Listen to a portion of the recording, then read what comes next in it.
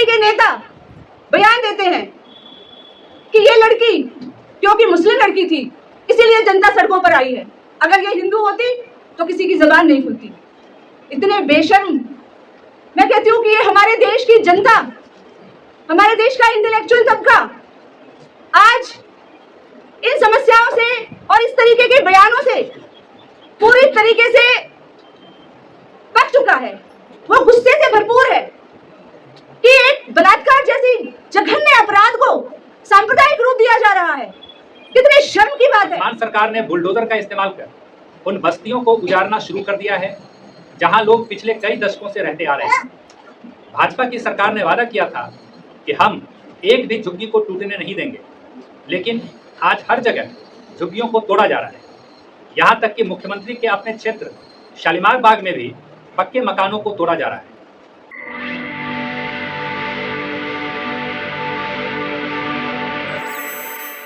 आप सभी जानते हैं कि पिछले कई सालों से देश की और दिल्ली की विभिन्न समस्याओं को लेकर हमारी पार्टी SUCI कम्युनिस्ट के द्वारा पूरे देश भर में आंदोलनों को संचालित किया जा रहा है।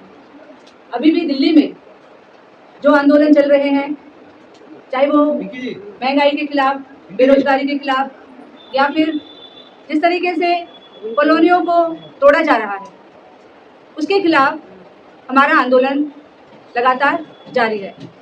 और आज बहुत ही खुशी की बात है कि जो अलग अलग इलाकों में जो आंदोलनकर्ता हैं वो आज की सभा में शामिल हैं। चाहे वो शालीमार बाग में जिस तरीके से मकानों को तोड़ा गया वहाँ से हो, चाहे अलीगांव से हो, चाहे ओखला से हो, जो संघर्षशील महिलाएं जिन्होंने अपने घर को छोड़कर बच्चों की पढ़ाई को एक तरफ करके और अपने घरों को बचाने की लड़ाई लड़ी और लड़ती आ रही हैं, वो आज यहाँ पर मौजूद है। और ये भी संकल्प लिया है उन्होंने कि जब तक ये लड़ाई हम जीत नहीं जाते हैं, जब तक ये बहुसंख्यक की लड़ाई ये जीत नहीं जाते हैं, तब तक ये संघर्ष जारी रहेगा। साथियों, जब से ये मोदी सरकार सत्ता में आई है तब से लेकर आज तक जो शोषण अत्याचार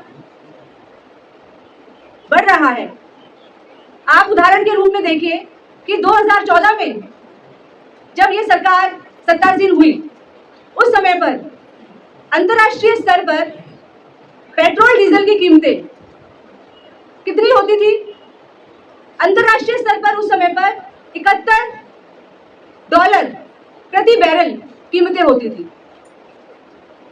जब 108 रुपए इंटरनेशनल लेवल पर थी और यहाँ हमारे देश में कीमतें 71 रुपए होती थी। लेकिन आज जब इंटरनेशनल लेवल पर कीमतें $75 पर बैरल है और हमारे देश में कीमतें कितनी है इसका आप अंदाजा लगा सकते हैं। आज टैक्स बढ़ाकर पूंजीपतियों के समर्थन में उनको फायदा पहुंचाने के लिए आम जनता पर जिस तरीके से टैक्स लादा जा रहा है, मेहनतकश मजदूर वर्ग को उसकी कमर को जिस तरीके से तोड़ा जा रहा है, क्योंकि पेट्रोल डीजल के दाम बढ़ते हैं तो हर वस्तु के दाम बढ़ते हैं। और हम देख रहे हैं कि लगातार महंगाई कहां पर जा चुकी है, बेरोजगारी का क्या आलम है। एक तरफ ये सरकार जो नई शिक्षा नीति के नाम पर सरकारी स्कूलों को बंद करती जा रही है, एक नीति के तहत पूरे देश भर में सरकारी स्कूलों को बंद किया जा रहा है और दूसरी तरफ नारा दिया जा रहा है कि बेटी बचाओ और बेटियों को पढ़ाओ। बेटियों को जहां तक बचाने का सवाल है, उसका एक नग्न रूप आप वेस्ट बंगाल के अंदर देख चुके हैं। आरजीकर की घटना के बाद सत्ता में आने वाली ये सरकार, भारतीय जनता पार्टी की सरकार, बहुत सारे चीजों को लेकर बहुत सारे जो चीजें एक संवैधानिक प्रक्रिया के विरुद्ध जाकर ये सत्ता में आई है। एक बहुत बड़ा कारण ये भी था कि वहां आरजीकर हॉस्पिटल के अंदर एक डॉक्टर के साथ जिस तरीके से निर्मम हत्या की गई बलात्कार के बाद, वो घटना भी एक महत्वपूर्ण रोल अदा की है। और उन्होंने वायदा किया था कि आरजीकर के दोषियों को सख्त से सख्त सजा दी जाएगी, लेकिन 1 महीने से भी ज्यादा का समय हो गया। आरजीकर की घटना को तो भूल जाइए, अभी वेस्ट बंगाल में 11 साल की एक बच्ची के साथ हैवानियत के साथ बलात्कार की घटना घटती है और उसकी हत्या कर दी जाती है और बीजेपी के लोग उसमें शामिल हैं। उन लोगों के नाम सामने ना आ जाए इसीलिए कल्प्रिट को पुलिस के द्वारा हत्या कर दी जाती है एनकाउंटर के नाम पर। ये आप सोच सकते हैं। और उससे भी शर्मनाक बात, बीजेपी के नेता बयान देते हैं कि ये लड़की क्योंकि मुस्लिम लड़की थी इसीलिए जनता सड़कों पर आई है, अगर ये हिंदू होती तो किसी की जबान नहीं खुलती। इतने बेशर्म। मैं कहती हूँ कि ये हमारे देश की जनता, हमारे देश का इंटेलेक्चुअल तबका आज इन समस्याओं से और इस तरीके के बयानों से पूरी तरीके से पक चुका है। वो गुस्से से भरपूर है कि एक बलात्कार जैसी जघन्य अपराध को सांप्रदायिक रूप दिया जा रहा है। कितने शर्म की बात है। दिल्ली जैसे शहर में चलती हुई बस में महिला के साथ बलात्कार जैसा अपराध हो जाता है लेकिन सरकार चुप रहती है। बीजेपी के मंत्री, सांसद, एमएलए ऐसे निर्मम जघन्य अपराधों में शामिल है बलात्कार जैसे, लेकिन सरकार चुप बैठी हुई है। साथियों, ये तमाम जो समस्याएं हैं उनके खिलाफ सरकार लगातार बीच-बीच में नीतियां लेकर आई है। विशेष रूप से ये झुग्गियों की जो समस्या है, आज दिल्ली को किसने बनाया है? आज हम जिस भवन में बैठे हैं, ये हमारे प्रधानमंत्री, राष्ट्रपति, जितने भी सांसद हैं, ये जिन भवनों में बैठे हैं, ये दिल्ली को किसने बनाया है?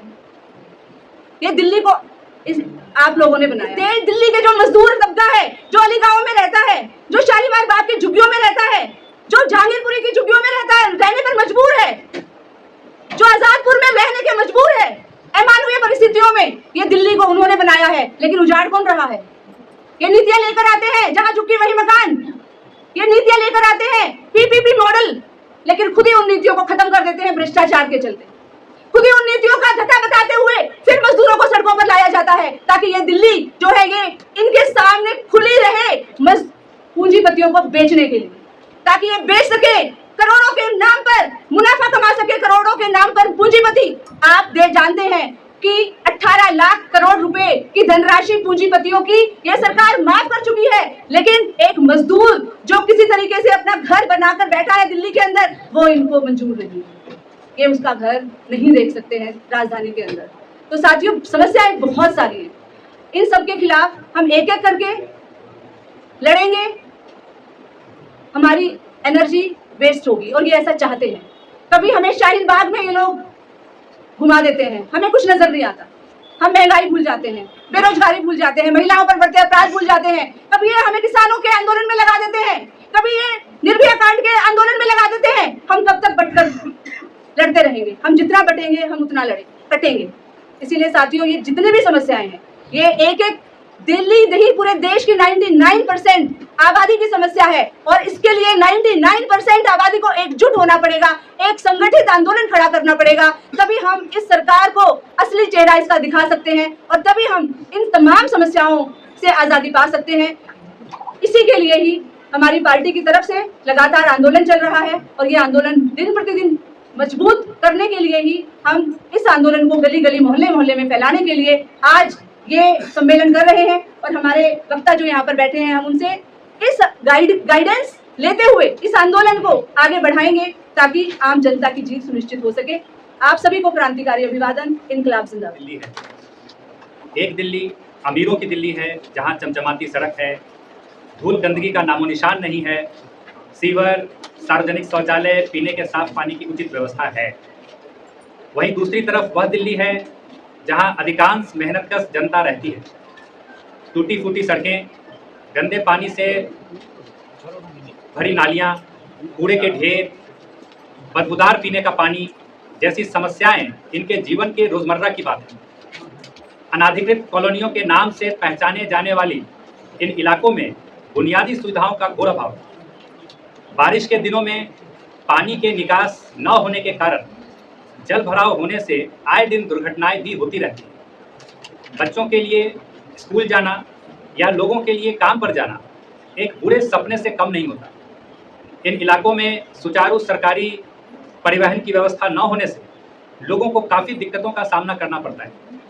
मजबूरी में ई रिक्शा और अन्य छोटे वाहनों से सफ़र करना पड़ता है। जो उनके जेब पर तो भारी पड़ता ही है, आए दिन दुर्घटनाएं भी होती रहती हैं।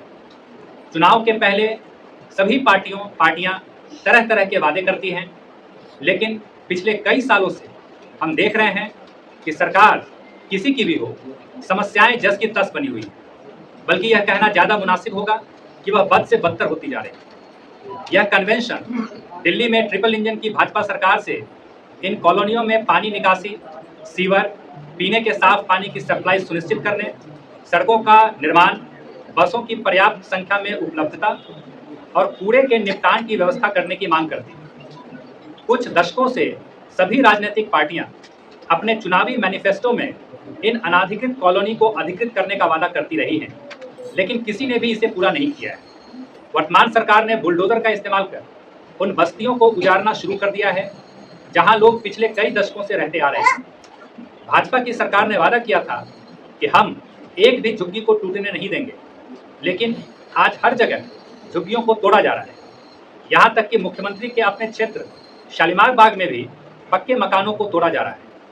यह कन्वेंशन इस मांग को मजबूती से उठाता है कि मकानों को तोड़ने की कार्यवाही पर अविलंब रोक लगाई जाए और जहां कहीं भी इस तरह की कार्रवाई हुई है, सभी प्रभावित परिवारों का पुनर्वास तुरंत सुनिश्चित किया जाए। दिल्ली में आज क्लोजर मर्जर नीति के तहत सरकारी स्कूलों को बड़ी संख्या में बंद किया जा रहा है। यह केंद्र सरकार द्वारा लाई गई राष्ट्रीय शिक्षा नीति 2020 के तहत हो रहा है।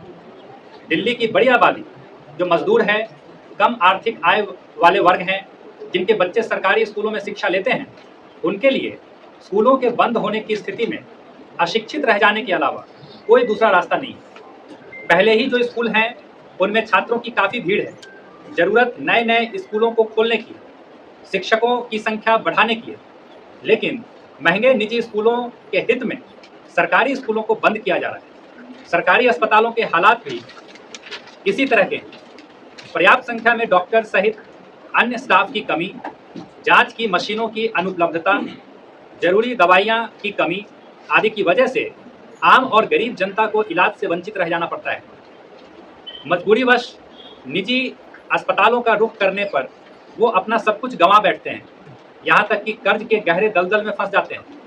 अतः यह कन्वेंशन सरकार से NEP 2020 को दिल्ली में रद्द करने, सरकारी स्कूलों को बंद करने की नीति को रद्द कर छात्रों के समान अनुपात में नए नए स्कूल खोलने व शिक्षकों की स्थायी भर्ती करने और नए नए अस्पताल खोलकर स्वास्थ्य व्यवस्था की कमियों को दूर करने की मांग करता है।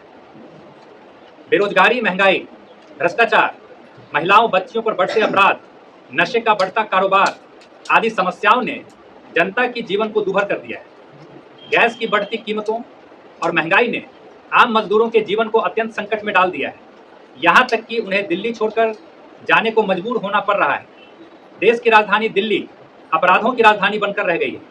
बच्चियों के गायब होने और उस पर अपराध के मामले में यह देश में सबसे ऊपर है। महिलाओं पर अपराध लगातार बढ़ते जा रहे हैं और पुलिस प्रशासन भी मूक दर्शक बनी हुई है। नशे की लत नौजवानों में बढ़ती जा रही है। छोटे छोटे बच्चे तक इसकी चपेट में आ रहे हैं। आखिर इतना नशा दिल्ली में कहां से आ रहा है? पुलिस प्रशासन इसे क्यों नहीं रोक पा रही? यह कन्वेंशन इन महत्वपूर्ण सवालों पर सबका ध्यान लाना चाहती है। साथ ही सरकार से मांग करती है कि टीवी, इंटरनेट के माध्यम से परोसी जा रही अश्लीलता और नशे पर पूर्णतः रोक लगाई जाए। एक अन्य समस्या जिस पर आज पूरे देश का नौजवान एकजुट होकर रोष व्यक्त कर रहा है, वह है बेरोजगारी और परीक्षा के प्रश्न पत्रों का लीक हो जाना। यह कन्वेंशन सरकार से मांग करती है कि दिल्ली सरकार के सभी विभागों में जितने भी पद रिक्त हैं, उनको जल्द से जल्द भरा जाए, नए पदों की सृष्टि की जाए और सभी परीक्षाओं को दिल्ली सरकार अपनी जिम्मेदारी में संपन्न कराए। SUCI कम्युनिस्ट की पश्चिमी दिल्ली जिला कमेटी आप सबसे आग्रह करती है कि आने वाले दिनों में दिल्ली के सभी क्षेत्रों में जनजीवन से जुड़ी स्थानीय समस्याओं के खिलाफ मजबूत जन आंदोलन तैयार करें। 15 नवंबर से पहले तक आंदोलन के इस पड़ाव को पूरा कर लें। उसके बाद पुनः जिला स्तर पर भी इन समस्याओं के खिलाफ दिसंबर माह में एक मजबूत जन आंदोलन का हम निर्माण करें। धन्यवाद। इलाके में जिस तरीके से शराब की दुकानें खोलने के लाइसेंस दिए जा रहे हैं, ये साफ दर्शाता है कि सरकार की मंशा एक ऐसा इंसान, एक नीति नैतिकता आदर्शों से लैस इंसान बनाना नहीं, बल्कि एक नशे की दलदल में डूबा हुआ इंसान तैयार करने का है। और ये हम लोग साफ देख पा रहे हैं कि दिल्ली में भी कई इलाके ऐसे हैं जहां शराब की दुकानों को खोलने का खुली छूट दी जा रही है, धड़ल्ले से लाइसेंस बांटे जा रहे हैं। आज इसी का नतीजा है कि हम देख रहे हैं कि महिलाएं, बच्चियां सुरक्षित नहीं है। दिल्ली आज देश की राजधानी होने के साथ साथ महिलाओं, बच्चों में बढ़ते अपराध की भी एक राजधानी बन चुकी है। हर एक मिनट में हमें एक ऐसी खबर से सामने आती है जहां इस तरीके की बर्बरता, इस तरीके की क्रूरता आज की जा रही है। ये तमाम समस्याएं आज हम इस तरीके से दिल्ली में देख रहे हैं। साथ ही साथ आज जिस तरीके से भ्रष्टाचार हर एक स्तर पे, हर एक, आप देखिए जितने भी महकमे हैं किस भ्रष्टाचार के दलदल में डूबे हुए हैं, इस बात को भी हम लोग समझ सकते हैं। और जो बच्चे हैं, खास तौर पे जो आज जो परीक्षा दे रहे हैं, जो आज किसी तरीके से भर्ती में कहीं ना कहीं उनका पेपर लीक हो गया। आप सोच के देखिए कि एक छात्र जो सब कुछ समय से लेकर, धन से लेकर के सब कुछ त्याग करके, सब कुछ अपना लगा के एक परीक्षा की तैयारी में जुट जाता है, ये उम्मीद से, ये सपने के साथ कि कहीं ना कहीं एक बेहतर भविष्य के रास्ते पे वो आगे बढ़ रहा है। एक समय में जब ये पता चलता है कि आज उसका वो पेपर जिसके लिए वो मेहनत कर रहा था, वो पहले ही लीक हो चुका है, पहले ही वो बढ़ चुका है और वो कैंसिल हो गया। आप सोच के देखिए कि किस तरीके का एक मानसिक दबाव को वो झेलता है। और उसी का नतीजा है कि पूरे देश में, दिल्ली समेत देश के कई इलाकों में आज छात्र मजबूरन आत्महत्या की ओर कदम उठा रहे हैं। तो ऐसे विभिन्न घटनाएं आज हम दिल्ली में और पूरे देश भर में होते हुए देख रहे हैं।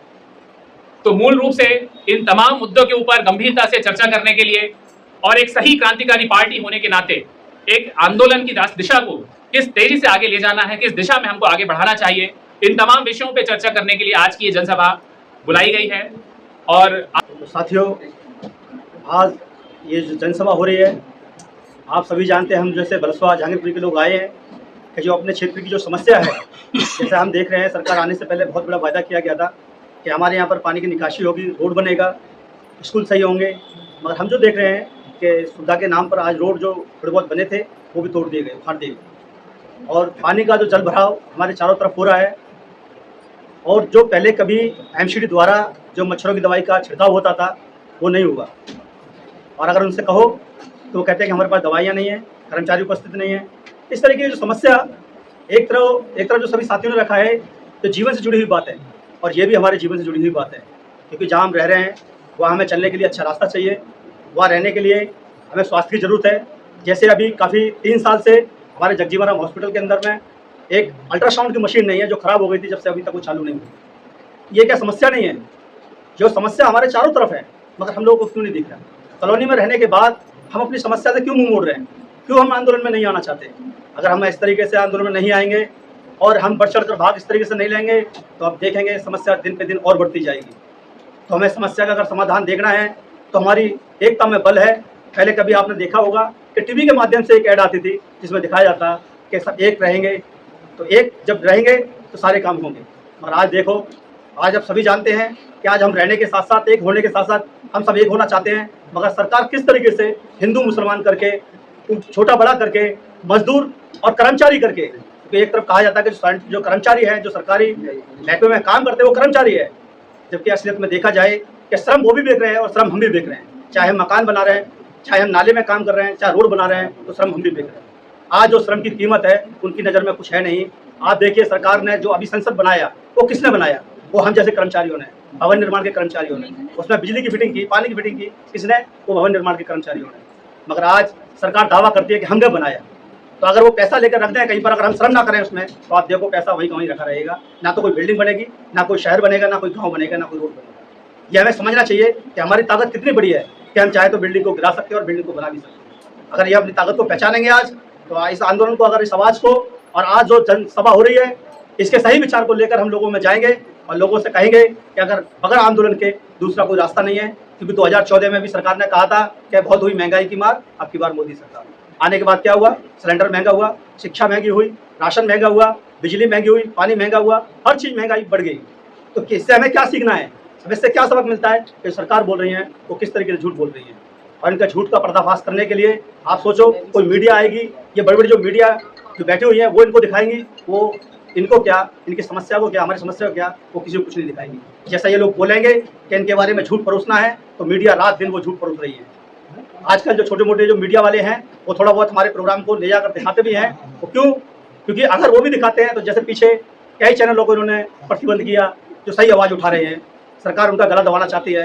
मगर साथियों, हमारी जब आवाज़ हमारी एकता की आवाज़ जब जाएगी तो ये हमारा गला दबा नहीं सकते, क्योंकि आप जानते हैं कि सूरज, अंग्रेज भी कहते थे कि हमारा सूरज कहीं नहीं डूबता, अगर यहाँ सूरज निकलता है तो उधर अंधेरा और उधर अंधेरा होता था यहाँ सूरज। जो अंग्रेजों का शासन था उसका भी हमारे देश की जनता ने उनका भी सूरज डुबो दिया। अगर हम चाहते हैं कि हम इन समस्याओं से समाधान चाहते हैं, जैसे बच्चों की शिक्षा, हमारा स्वास्थ्य, रोजगार, ये सभी की समस्या का एक ही समाधान है कि हम लोगों को मिलकर आंदोलन करना पड़ेगा, और इसके सिवा हमारे पास कोई दूसरा रास्ता नहीं है। धन्यवाद सर। और इसी को हमें आगे बढ़ाते रहना होगा, और हर तरह से हम सभी लोग इसमें लगे हुए हैं और लगे रहेंगे आगे भी। बस यही है।